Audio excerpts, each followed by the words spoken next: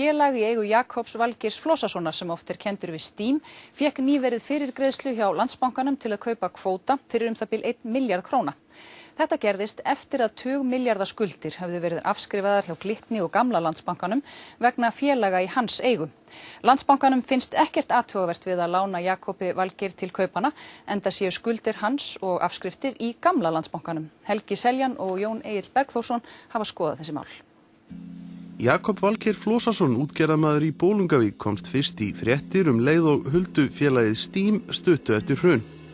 Þá var upplýst að þetta nýstofnaða félag hefði gegnt lykilhlutverki í tugmilljarða viðskiptum með bréf í Glitni og FL Group sem nær öllum hluta voru fjármögnuð með láni úr Glitni.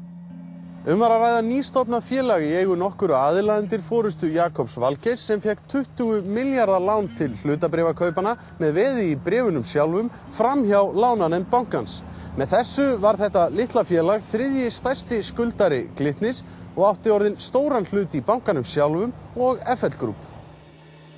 Þessi viðskipti nú til rannsóknar hjá sérstökum saksóknara vegna gruns að ólöglega hafi verið staðið að þeim.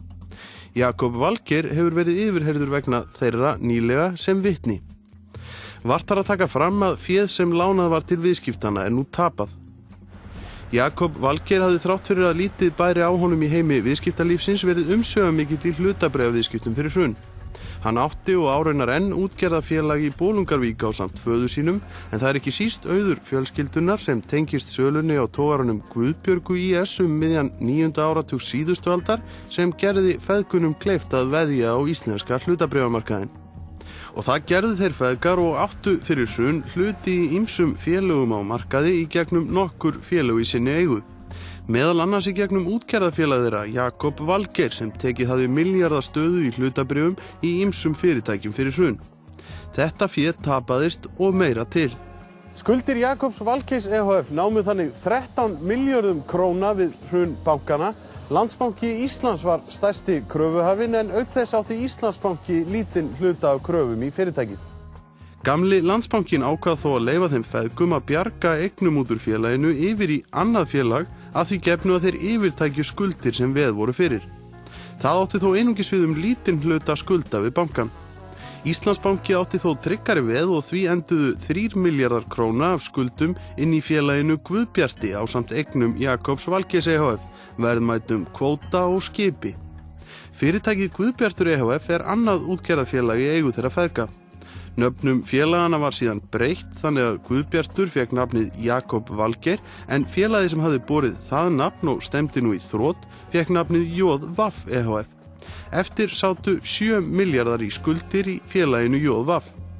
Skuldir sem væntanlega verða afskrifaðar rétt eins og 20 milljardarnir sem afskrifaðir voru vegna Steam-viðskiptana sem feðgarnir áttu í ásamt fleirum.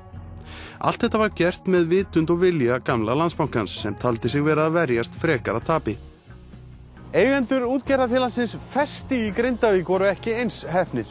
Þeir skuldsettu félagið mikið vegna kvótakaupa og við bankarhrunið margfölduðust skuldir félagsins. Þeir reyndu árangurslaust að semja við kröfuhafan sem í þessu tilfelli var Landsbankinn. Því lauk með því að félagið fór í gjaldþrot og var selt í útboði á vegum Landsbankans við lok síðasta árs. Nokkur tilboð bárust en það langhæsta 3,2 milljarðar króna kom frá félaginu Völusteini í Bolungarvík. Það félag í eigu Gunnars Torfasonar, viðskiptafélaga Jakobs Valgeirs meðal annars í Steami. Fyrir kaupin á Festi átti Völusteinn 1 bát og hafði yfir að ráða aflaheimildum. Völusteinsmenn fengu lán fyrir 80% af kaupverði Festis hjá Landsbankanum og greiddu 700 milljónir króna út.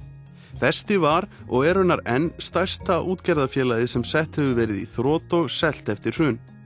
Þannig var félagið á sínum tíma þriðja kvótahæsta útgerð Íslands þegar kvóti smábáta var 1 talinn.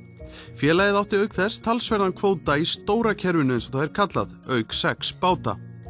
Fljótlega eftir að salan gekk í gegn fóru á loft kenningar að Jakob Valgeir stæði að einhverju leyti á bakvið tilboð Völusteins, en því hafa bæði eigendur þess félags og Jakob sjálfur staðfastlega neitað. Eignir Festis hafa nú nær allar verið seldar, tæpu ári eftir að félagið var selt og nýjir eigendur lýstu stórum hugmyndum rekstur þess. Athygli vekur að helmingur aflaheimilda Festis nú komin á báta útgerðarfélagsins Jakobs Valgeirs, auk þess sem einn af bátum Festis nú skráður í eigu Jakobs Valgeirs EHF. Við þessum eignum tók Jakob Valgeir Flosason af Völusteini í gegnum nýstofnað félag sem heitir því sérkennilega nafni B15. B15 keypti í haust félagið Salting af Gunnari Torfasyni samkvæmt upplýsingum úr fyrirtækjaskrá. Björg Hildur Daðadóttir skráð fyrir félaginu sem nýstofnað en meðstjórnandi hennar í félaginu eiginmaður hennar, Jakob Valgeir Flosason. Kaupverðið var samkvæmt heimildum Kastljós í kringum 1 milljarður króna og var að stærstu eða öllu leyti greitt fyrir með yfirtöku lána sem Landsbankinn hafði veitt til kaupa á þrotabúi Festis. Áður en þau viðskipti fóru fram hafði félagið Salting skipt nafn. Það hét áður Völusteinn og var það félag sem keypti Festi. Annað félag sem hét Salting tók svo nafn Völusteins og þarinn fór bátur og aflaheimildir sem Gunnar hafði átt fyrir kaupin á Festi. Í samtali við Kastljós vildi Gunnar ekki gefa upp hversu mikið Jakob hefði greitt fyrir félagið, kvótan í því og bátinn sem áður tilheyrðu Festi. Hefði verið að ræða yfirtöku skulda. Slíkur gjörningur fer ekki fram á leyfi kröfuhafans, í þessu tilfelli Landsbankans. Gunnar sagði bankanefnd hafa samþykkt viðskiptin. Jakob Valgeir sagði í samtali við Kastljós að kaup hans og konu hans á félaginu væru ekki eingöngu yfirtaka á lánum sem veitt voru vegna kaupa á Festi. Hann vildi þó ekki gefa upp hversu mikið hefði verið greitt út í viðskiptunum og hann vildi heldur ekki svara því hvers vegna sú leið hefði verið farin að stofna sér félag utan kaupin á kvótanum og bátnum sem síðan vistaður í öðru félagi hans eigu. Eins og áður segir hafa skuldir Steams við Glitni þegar verið afskrifaðar en þær nema 20 milljörðum króna og hlutur Jakobs í þeim því nokkur. Í yfirlýsingu sem Jakob Valgeir Flosason sendi frá sér í árslok 2008 kom fram að skuldir hans við Landsbankann námu þá rúmlega 19 milljörðum króna.